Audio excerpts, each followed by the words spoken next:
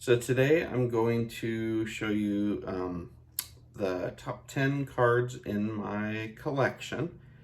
And these are sort of based on current eBay prices, but also just some of the cards that are in here are kind of my previous Grail cards. They're important to me. So just sort of a blend, and I'm going to go from number 10 down to number 1. And then it'll be fun as the year goes to see if the list changes at all. And then I'll hopefully do this same video again next year, and I can compare, where this list went. Maybe I'll make it a little bit bigger. Just for me, I know it's cool to see like some of you out there that do, like a top 100 or my collection is nowhere near that right now. So, and I've been trying to pare down my collection a lot. So, to right now, I just decided, let's do a top 10, and we'll go ahead and turn the camera around. I'll show you my top 10 cards 2024 edition. Here is number 10. It is a 1962 Mickey Mantle. Now, prior to about a month ago, I have never owned my own Mickey Mantle card. And now I have a few of them, so that might be a clue to what's coming, down the road here in this video. But really like this card. It presents really well. Of course, it has a corner issue. But for me, again, I don't really care about the grade. I've mentioned that before in my videos. And even some of these corners that are a little bit goofy, I think it adds character to the card. And also, as is really my guiding light, these are all cards, especially the vintage that you're going to see, that as a kid, I never would have thought that I would own a Mickey Mantle or Willie Mays or anything remotely like what we have here. So this is all just great fun for me. I'm excited to share them. So again, a 62 Mickey Mantle and a PSA 2. Looks really nice here. Let's get a close up. And let me turn this around so you can see the back.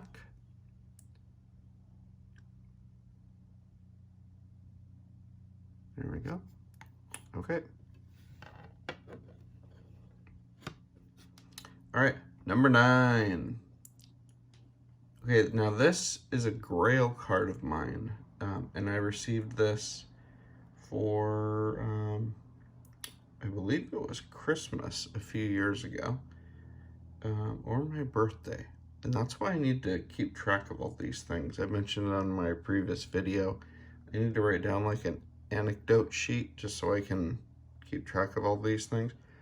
But this is a card I will never sell because it was a gift and I love it.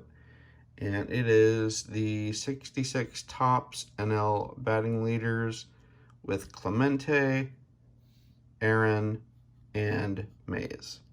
And I think it's just a really awesome copy. I mean, it's perfectly centered. It's a beautiful card. The color's great. I couldn't ask for just a more beautiful card. And this is one, when I first got back into the hobby, to have this card, would have never guessed, like I mentioned just a few moments ago.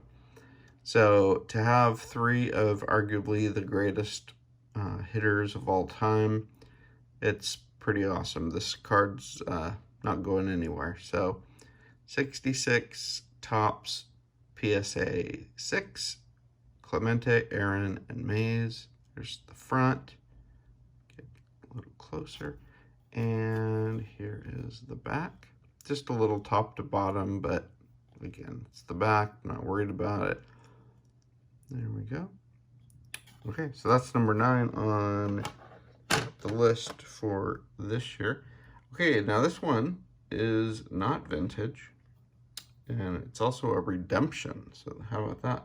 So you could probably guess, this is a Mike Trout Auto Redemption. Coming in at number 8.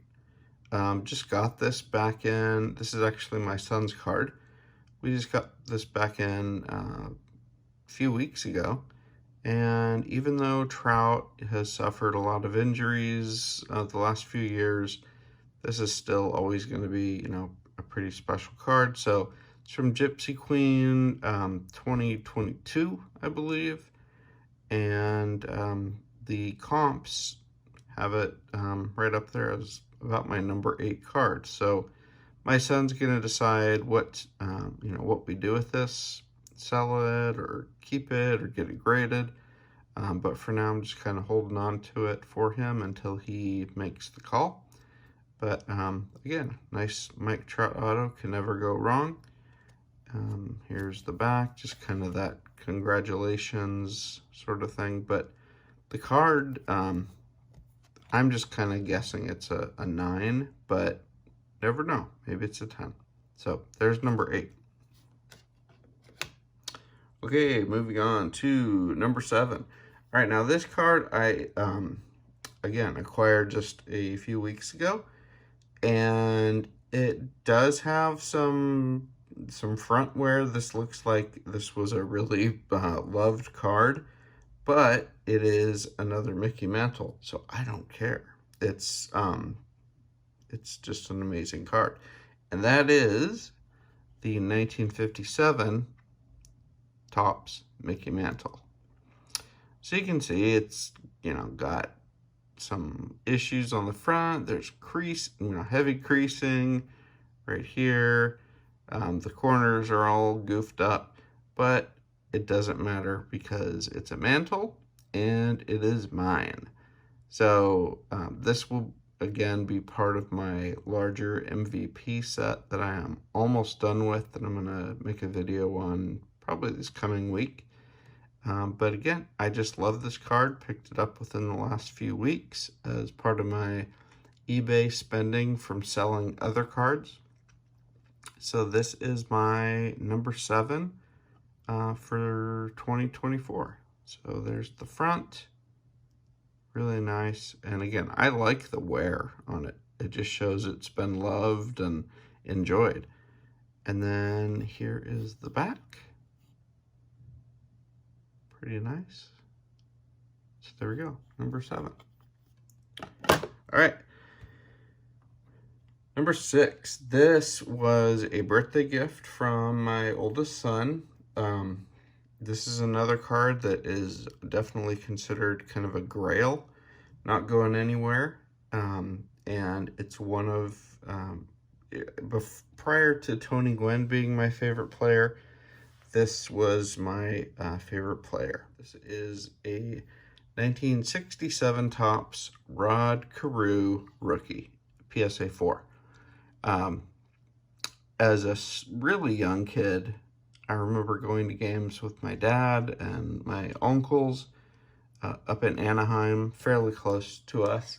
And Rod Carew was instantly my favorite. I loved his batting stance and the way he kind of held the bat loosely. I played first base in Little League, and I always tried to hit like him, but of course, you know, I could not hit anywhere near him. But I always loved Rod Carew. So, again, a card I never would have thought I would ever own. And here we go. It's mine. So I love it. It's a 4. I don't even know why it's a 4, but it's beautiful. My son thinks I should resubmit this, but I don't really care about the grade too much. It's fine. So there's the front, and here is the back. Again, pretty centered and really nice coloring. So there is my Rod Carew rookie. Super cool. Okay, moving on. I believe we are at, let's see here. All right, this is number 5. We're getting to the goodies. And this is my Willie Mays 54 Topps. So this is part of my MVP set as well. which I'll be showing a lot of coming up, here in the next week or 2 weeks. And this card I got a little while ago, maybe but for sure within the last year, I think. But SGC3, it's definitely come down quite a bit, actually a lot since I picked it up, but I'm not too worried about that. Yeah, I really like this version. I think the colors are good. Let me see if I can get real close there on got that dark blue of the hat, which is really neat. Kind of presents almost like it's almost like a black hat at first, but then when you look real close, it's got that really nice dark blue. I just think it presents really well. It's decently centered, just a nice quality SGC3. Here is the back. Really cool, nice clean back. There we go. So this is my 54 Topps Willie Mays. Okay, we are down to the final 4. All right, so this is another non-vintage card, and it's the same guy. Oh my goodness. Surprise, surprise. It is a Mike Trout. And this was a really crazy story. This is arguably, well, not even arguably, this is probably the best card that I have been around. I almost said I pulled, but my son, one of his close friends, and me, we opened up a case of Gypsy Queen, just went kind of crazy during this time of our collecting when we came back in at the height of everything. So we got an entire case of Gypsy Queen, and man, times have changed. Now I'm just completely buying singles. But anyhow, my son's friend, who has for sure the Golden Touch, he pulled this card, and it's obviously on card Mike Trout. And then we flipped it over, and it's a Bazooka back out of 25. So this is a pretty awesome card. So we sent it off for grading, came back a 10, 9.5. eBay comps, there hasn't been one that sold in the last 6 months from what I saw, just because there's only 25 of these. But I've been told that they're probably around $500 still, even with Trout being shelved so much as of late. So a really awesome card. I'm not sure if it'll stay in the collection, but again, this is under my son's watch, so but a beautiful card. So this is number 4. All right, so coming in at number 3, this is like this card. I've been saying this throughout the video. I can't believe I have this card or that card. This card is iconic. Just picked this up right before Christmas, so one of the newer cards I purchased, and it is a 1956 Mickey Mantle. Iconic card. This is his Triple Crown year. It's a PSA 1, and I'm pretty sure the 1 is attributed to this corner up here. It's a little dinged up, as you can see right there. And there is a tiny bit of creasing down here, but the corners are a little wonky. But otherwise, it's pretty nice. I mean, for a 1, I'll take this all day. Really good coloring. Let me just get as close as I can here so you can get a good look at that. But yeah, this card, oh man, this is, again, not going anywhere. And I think even though it was for sure the most I've ever paid for a card, one single card, I just feel like someday, not too far in the future, I think that what I paid for it is going to be, I'll look back and laugh at how little I paid, because Mantle is just somebody who just keeps going up and up and up. And even though that's not my huge concern, it's he's the classic car of vintage card collecting. So really cool front. Here we have the back, really nice on the back. So this is my number 3.